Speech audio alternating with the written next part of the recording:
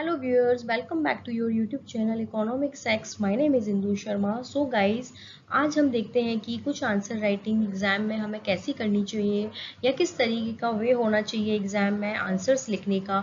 हम पूरे साल हमने बहुत अच्छी तैयारी करी, बहुत अच्छा हमने सोर्स से अपनी प्रिपरेशन को स्ट्रॉन्ग किया, but during exam due to some stress level हमारा जो परफॉर्मेंस होता है वो डाउन होता चला जाता है और जिस तरीके की क्वालिटी एक्चुअल में हमें प्रोवाइड करनी चाहिए वो क्वालिटी हम नहीं प्रोवाइड कर पाते। चाहे आपका तैयारी कुछ भी रहा हो पूरे साल या आपने किस तरीके से किया है वो मैटर नहीं करता। अल्टीमेटली आपको आंसर कैसे लिखने हैं, क्या आंसर में लिखना चाहिए और किस तरीके से आंसर को पूरा प्रेजेंट करना है एग्जाम में वो मैटर करता है। क्योंकि जो एग्जामिनर होता है वो ना आपको जानता है ना वो हमको जानता है, वो सिर्फ उस कॉपी को जानता है जिसमें आपने आंसर्स लिखे होते हैं और उसी के बेस पर वो अपना स्कोर देता है। तो हमें कुछ टिप्स देखने हैं जो हमें एग्जैक्टली फॉलो करने हैं। सो गाइस स्टार्ट करते हैं। 15 मिनट्स यूटिलाइज। तब आप एग्जाम देते हो, जब आपके पास क्वेश्चन पेपर आता है तो उसमें टाइमिंग दी होती है जिसमें आपको जो पेपर रीडिंग होती है उसका एक टाइम स्पेसिफिक मिलता है। तो उसमें आप फर्स्टली ये देखेंगे कि आपको किस तरीके के क्वेश्चन या कौन सा क्वेश्चन सबसे पहले आ रहा है और आप किस क्वेश्चन में 200% क्या है श्योर है और उस क्वेश्चन को सबसे पहले आप लिखोगे। वैसे तो आपको क्वेश्चन पेपर रीडिंग के टाइम पर सारे क्वेश्चंस का एक माइंड मैप दिमाग में रखना है कि इस क्वेश्चन में ये पॉइंट है, इसकी सब हेडिंग्स ये आएंगी, इसके अंदर कंटेंट मुझे ऐसे रिप्रेजेंट करना है। एक प्रेजेंटेशन जो स्किल होती है, जो एक प्रेजेंट करने का वे होता है, वो जब हम पेपर रीडिंग करते हैं तभी हमारे दिमाग में सेट हो जाना चाहिए अपने एग्जाम को स्टार्ट करने से पहले। तो आइडेंटिफाई करें हर क्वेश्चन को और उसमें उसके अंदर जो भी क्वेश्चन आपको बहुत अच्छे से आता है उसको आप फर्स्ट अटेम्प्ट करें, पहले उसको अटेम्प्ट करें। क्योंकि होता क्या है कि जब एग्जामिनर का आई व्यू फर्स्ट पेज पे पड़ता है तो वो बहुत इम्प्रेस होता है अगर आपका first question, second question, third question, starting के कुछ क्वेश्चंस आपके बहुत अच्छे रहे हो, उनकी प्रेजेंटेशन जो स्किल है वो बहुत अच्छी रही हो, आपका वे बहुत अच्छा रहो, आपकी आंसर राइटिंग बहुत अच्छी रही हो, तो वो क्या होता है एक पॉजिटिव इम्पैक्ट होता है। तो एग्जामिनर बहुत ईजी वे में आपको अच्छा स्कोर करने का मौका देता है। तो होता क्या है कि हमें फर्स्ट उन क्वेश्चंस को अटेम्प्ट करना है जो हमें बहुत अच्छे से आते हैं और जिनके ऊपर हम फुल कॉन्फिडेंस हैं, ठीक है। एंड 4 पॉइंट है क्वालिटी कंटेंट, ये सबसे इंपॉर्टेंट पॉइंट है। गाइज होता क्या है कि हम लोगों को क्वेश्चन पूछा है कुछ और, आंसर हम कुछ और देते हैं क्योंकि हर क्वेश्चन को करने के अलग अलग वेज होते हैं, ठीक है। आप अपना एक ओपिनियन देते हो, हम एक अपना ओपिनियन देते हैं, आंसर राइटिंग सबकी एक अलग होती है, बट हमें उन सब में भी यूनिक जो क्वालिटी होती है वो मैटर करती है। क्या क्वालिटी मैटर करती है? Unique quality.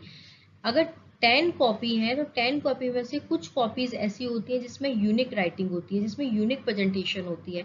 उन यूनिक वालों को ही क्या होता है, फुल स्कोर मिलता है। तो हमें बेसिकली अपनी क्वालिटी ऑफ कंटेंट यानी कि कंटेंट पे बहुत अच्छे से फोकस करना है। और ये चीज़ कहाँ से आपकी डेवलप होगी? प्रैक्टिस से। आप जब किसी भी चैप्टर को पढ़ रहे हो तो उससे रिलेटेड क्वेश्चंस प्रैक्टिस करो, इंपॉर्टेंट क्वेश्चंस प्रैक्टिस करो, प्रीवियस ईयर क्वेश्चंस सेट लगाओ।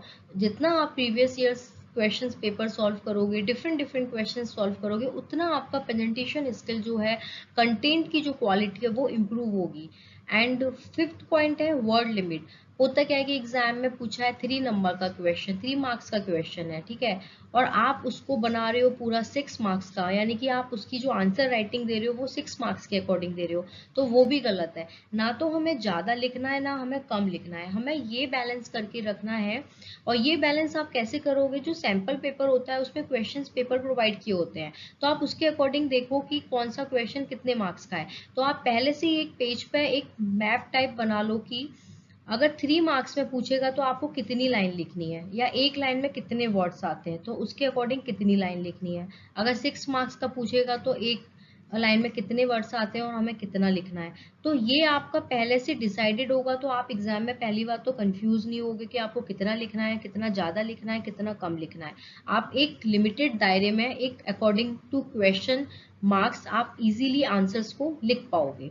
तो ये बहुत इंपॉर्टेंट चीज़ होती है और बेसिकली हमें ये बहुत अच्छे से पहले से प्री प्लान्ड होना चाहिए, प्री प्लान अपनी रखनी चाहिए कि ताकि हमें एग्जाम में कोई कंफ्यूजन ना हो, हम इजी से पेपर सॉल्व कर सकें और हमारी प्रेजेंटेशन स्किल भी बहुत अच्छी रहे। नेक्स्ट होता है कि use graph, chart, forms and reason and conclusion base. इसका मतलब ये होता है कि जैसे थ्योरी सब्जेक्ट है, अब वहां पे आपको पता है कि आपने पूरा कंटेंट लिख दिया, ठीक है। अब पूरा कंटेंट लिखने के बाद कुछ क्वेश्चंस ऐसे होते हैं कि जहाँ पे हमें रीजंस देने होते हैं, और अगर आपका रीजन सही है तो उसका लास्ट में एक कंक्लूजन देना होता है। वो जो कंक्लूजन होता है वो 2-3 लाइन में आपको फिनिश करना होता है, ठीक है। तो उससे क्या होगा कि आपका जो प्रेजेंटेशन है वो बहुत इफेक्टिव लगेगा, बहुत इम्प्रूविंग, बहुत अच्छा लगेगा। एग्जामिनर का एक पॉजिटिव माइंडसेट होगा स्कोर देने के लिए। और ये हर कोई नहीं करता है। बेसिकली क्या होता है, आंसर दिया होता है, आंसर को तुरंत लिख देते हैं, बस हो गया। नो, आपको कुछ यूनिक प्रोवाइड करना है, कुछ डिफरेंट प्रोवाइड करना है, तो वो आपके लिए बहुत अच्छा रहेगा।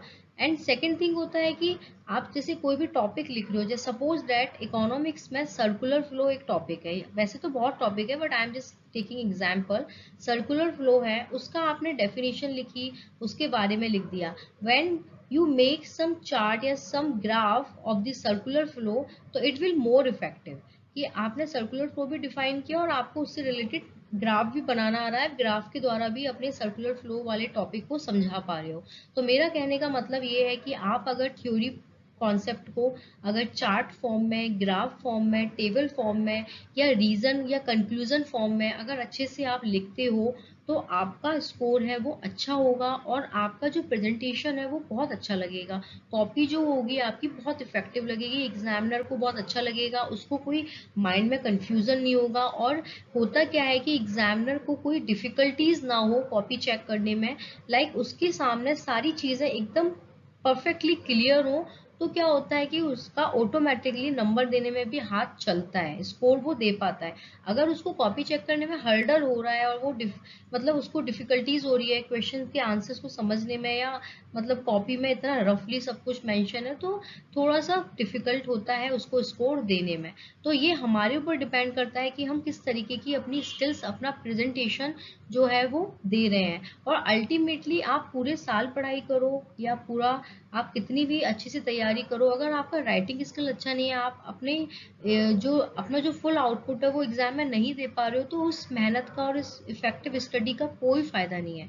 क्योंकि अल्टीमेटली हमारा जो फंडा होता है वो क्या होता है, फाइनल रिजल्ट ही होता है, फाइनल एग्जाम ही होता है। तो हमें इस सब चीज़ों को पूरा ध्यान देना है। एंड नेक्स्ट थिंग है कि हाईलाइट्स पॉइंट। आपने थ्योरी लिखी है, आपने कोई भी क्वेश्चंस लिखे हैं, आपको लग रहा है कि ये क्वेश्चंस के अंदर, जैसे कि हमने नेशनल इनकम के बारे में लिखा सपोज, तो नेशनल इनकम के बारे में हाईलाइट्स क्या हुआ, 2 पॉइंट्स हाईलाइट्स होते हैं, फैक्टर इनकम हो गया उसके अंदर, ठीक है, और नॉर्मल रेजिडेंट हो गया। तो हमने ये 2 पॉइंट हाईलाइट कर दिए कि इसके अंदर फैक्टर इनकम हो गया और नॉर्मल रेजिडेंट हो गया, इससे नेशनल इनकम की जो डेफिनेशन है वो कंप्लीट हो जाती है। तो वहाँ एग्जैक्टली क्लियर हो जाएगा कि हाँ, फैक्टर इनकम और नॉर्मल रेजिडेंट हमने यहाँ पे कंसिडर किया है। पूरी डेफिनेशन पढ़ने की जरूरत ही नहीं पड़ेगी या पूरा पॉइंट पढ़ने का जरूरत ही नहीं पड़ेगा, बस वो हाईलाइट्स पॉइंट देखेगा और आगे बढ़ता जाएगा, वहाँ अच्छा स्कोर आपको देता जाएगा। तो ये चीज़ बहुत जरूरी होती है, पॉइंट्स को हाईलाइट करना। नेक्स्ट होता है डोंट क्रिएट पैराग्राफ। आप कोई भी टॉपिक को अगर आप लिख रहे हो तो आप पैराग्राफ में ना लिखें। अगर आप टू दी पॉइंट और पॉइंट्स वाइज लिखोगे तो इट विल क्लियर मोर। अगर पैराग्राफ में लिखोगे तो पैराग्राफ में पढ़ना थोड़ा डिफिकल्ट होता है और वो प्रेजेंटेशन जो स्किल है ना, जो प्रेजेंटिंग चीज़ होती है वो अच्छी भी नहीं लगती है। लेकिन किसी भी चीज़ को आप टू दी पॉइंट लिख रहे हो तो वो आपका बहुत अच्छा इंप्रेशन डालता है। तो जो प्रेजेंटेशन होती है और जो राइटिंग स्किल्स होती है उसमें सबसे मेन पॉइंट ये भी होता है कि आप किसी भी चीज़ को टू दी पॉइंट, हेडिंग, सब हेडिंग्स बना के लिखो। इससे आंसर राइटिंग बहुत अच्छी होगी, आपको अच्छा स्कोर होगा और आपको खुद भी कॉन्फिडेंस रहेगा कि हमने ये पॉइंट्स बहुत अच्छे से लिखे हैं। सो गाइज, ये कुछ इंपॉर्टेंट पॉइंट्स है जो मुझे लगा कि आप लोगों के साथ डिस्कस करने चाहिए, जो मैंने किए। तो इसको आप एक बार देख लेना और आई होप आपको ये समझ आए होंगे कि किस तरीके से हमें आंसर्स लिखनी चाहिए और किस तरीके से अपनी प्रेजेंटेशन जो है वो उसको अच्छा बनाना है। अल्टीमेटली जो आंसर राइटिंग है वो बहुत इंपॉर्टेंट है। आंसर राइटिंग, अगर आपका आंसर अच्छे वे में नहीं हो पा रहा है या आप प्रेजेंट नहीं कर पा रहे हो, तो फिर बहुत मुश्किल होता है अच्छा स्कोर पाना। और यूनिक क्वालिटी यही होती है कि आपकी कॉपी जो है, जो आप फाइनल एग्जाम दे रहे हो, वो भी यूनिक रहे। So guys keep watching, it always seem impossible until it's done. Best of luck. और ये मेरा टेलीग्राम चैनल है, यहाँ आप ज्वाइन कर सकते हो if you want. So guys thank you so much.